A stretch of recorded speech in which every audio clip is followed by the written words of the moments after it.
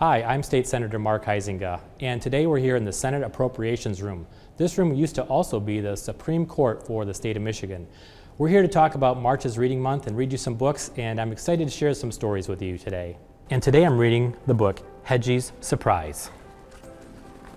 Once there was a speckled hen who laid an egg every day, only to have it taken by a little tomten every morning. It all started because the little tomten got tired of porridge for breakfast. Each morning the rooster crowed as the sun was coming up, and Henny knew that the tomten was on his way. So did the little hedgehog who lived nearby. The tomten always called out to her, "Henny, have you got a little yummy for my hungry, hungry tummy?"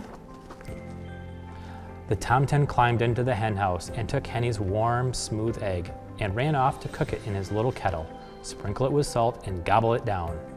Then he fell fast asleep in the hayloft until evening. Henny didn't like the tomten taking her eggs, but she put up with it until one morning when she saw Goosey sail forth smiling and bowing with a stream of piping goslings following her. "Oh my," Henny clucked, "where did all those little ones come from?" "My eggs are hatching," crooned Goosey, "and here comes the last one now." From that moment on, Henny wanted a brood of peeping chicks of her own, but how could she stop the tomten from taking her eggs? The next morning when the tomten poked his head in, Henny tried. She clucked loudly and pecked, and she flew at him, but nothing stopped that hungry tomten from taking her egg again. No eggs, no chicks, no peeping babies. Henny wailed so loudly that she woke up the little hedgehog, her tears pouring down on top of him.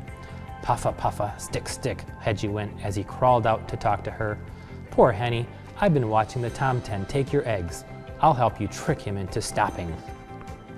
The next morning, when the rooster crowed, there was Tomten. "Henny, have you got a little yummy for my nearly empty tummy?" Henny and Hedgie were ready. The tomten reached for an egg and pulled out an acorn. Said the tomten. "What is this?" And off he went to try it.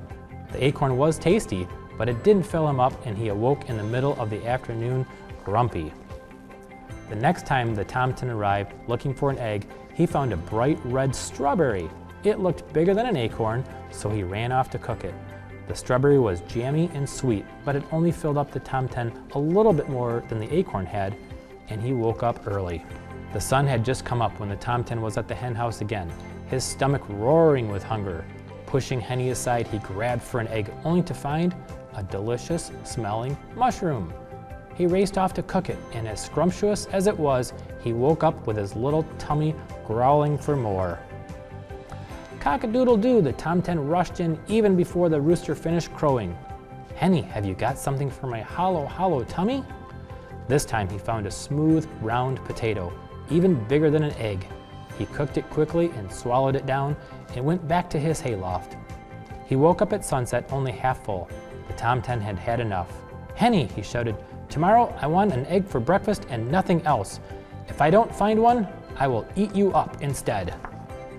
Henny was scared. The tomten had been tricked by an acorn, a strawberry, a mushroom, and a potato. How could they fool him again? "Don't worry, Henny," Hedgie told her. "Now it is time for my surprise," and he whispered in her ear. All night, Henny waited on her nest and Hedgie on his, and soon as it began to get light, Hedgie gently covered his nest with straw and got ready for his surprise. Henny and Hedgie could hear that Tom-Tom's stomach rumbling like thunder a mile away.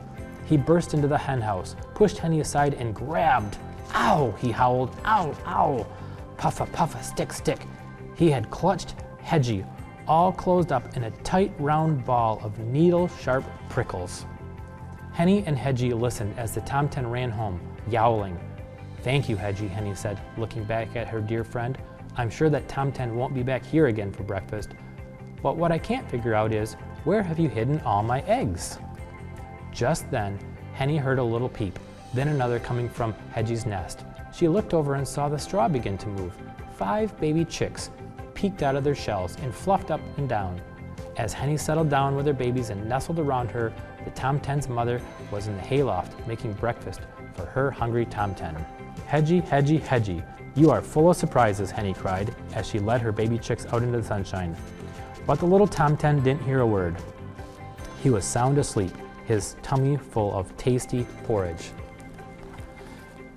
Thanks again for reading with me today. Make sure that you read with your mom, your dad, your cousin, your aunt, or your teacher. Books are a great way to open your eyes to stories and tales that you could never imagine. Enjoy March's Reading Month.